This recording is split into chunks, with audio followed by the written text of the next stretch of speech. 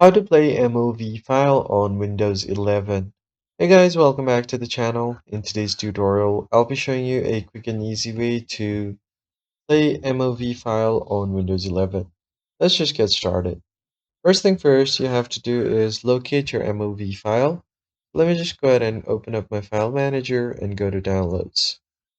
On my downloads, as you can see here, I've got this filed MOV file. Its file type is MOV.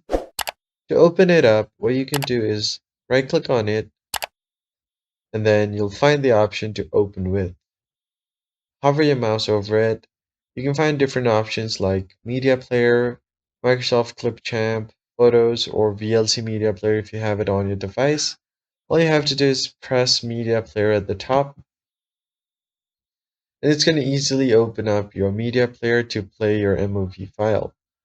If it does not support on your media player, you can always download VLC and then easily find the VLC media player to open it up with. As you can see here on VLC media player, it's going to easily uh, load up the video without any problem. That's basically it, guys. If you found the tutorial helpful, hit the like button down below and subscribe to the channel. I'll see you guys in the next one.